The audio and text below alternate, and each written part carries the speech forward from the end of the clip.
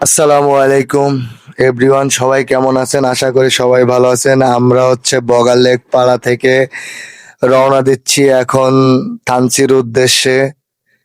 ভাই রাস্তার কথা কি বলবো ভাই, রাস্তা তো মাশাআল্লাহ, কিন্তু ভাইয়া এখন যে ডাউন হিল গুলো মারবো ভাইয়া, কলিজাতে পানি থাকবে না। আমি এখানে আসতেই অনেক ভয় পাইছিলাম, আমার শরীর হাত পাও কাঁপাকাঁপি শুরু হয়ে গেছিল, প্রচন্ড ভয় পাইছিলাম।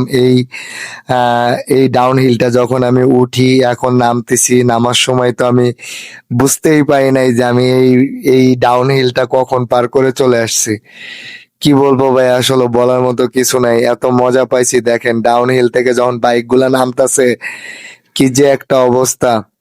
মানে আমার বাইক সব থেকে স্লো, দেখেন আমার বাইক চলতেছে 30 24 30 স্পিডে। এত স্লো মোশনে আমি ডাউনহিল গুলা নামছি কল্পনার বাইরে, মানে খুব ভয় পাচ্ছিলাম তো তাই। তো যাওয়ার সময় সবচেয়ে বেশি ভয় পাইছিলাম, আসার সময় আল্লাহ রহমতে ওরকম কোনো ভয় টয় পাইনি। আসার সময় খুব ভালোভাবে আসছি, ঠান্ডা মাথায় শান্তভাবে আসছি। কিন্তু এই ডাউনহিল গুলা যখন আমি উঠি তখন ভাই প্রচন্ড লেভেলের ভয় পাইছিলাম। আমি বগালেকে যে দাঁড়ায় কারোর সাথে কথা বলতে পারি না, হাত পা কাঁপাকাঁপি শুরু হয়ে গেছে, এমন একটা বাজে অবস্থা হয়েছিল। তারপরে তো আমি মনে করেন যে কেউ কারাডাং যাবই না, কারণ ওখানে শুনছি যে আরো কয়েকটা ডাউন হিল আছে, ওখানে উঠতে হবে নামতে হবে। ওর জন্য আমি মনে করছিলাম আমি আর ওখানে যাবই না। তো ভাইয়ার ভালোবাসার কারণে ভাইয়া যতটা আমাকে বুঝাইছে, ভাইয়ার কথাবার্তা শুনে তারপর আমি অবশেষে যাওয়ার জন্য রাজি হয়েছি, নাইলে আমাকে যাওয়া আর হইতো না। দেখেন মানে ডাউন হিল গুলা যখন নামতেছি, খালি একটু তাকাই দেখেন, আপনি যদি দূরের থেকে রাস্তাটা দেখেন তো ভয় পেয়ে যাবেন পুরা।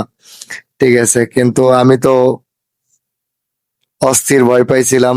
যাই হোক, আসার সময় আর তেমন কিছু মনে হয় নাই। যদি আপনারা এখানে যায় থাকেন, আপনারা সাবধানে বাইক রাইড করবেন, আর সেফটি নিয়ে বাইক চালাবেন, আপনাদের যতটুকু সেফটি আছে। এই যে আমাদের চলে গেল আমাদের সাথে যে গাইডটা আসছিল, গাইডটা ওই যে 4 বি আটিয়ার নিয়ে টানতাছে, গাইড আমাদের। আটিয়ার গাড়ি যে চালান চালাই রে ভাই, মাথায় নষ্ট। এরা যে চালান চালায় এই রাস্তার মধ্যে গাড়ি, এদের তুলনায় মনে হয় যে আমরা নতুন বাইক চালানো শিখছি, এরকম মনে হয় আমাদের কাছে। আসলে ঢাকা শহরে এত বছর ধরে বাইক চালায়, ওই জায়গার অভিজ্ঞতা খুবই কম।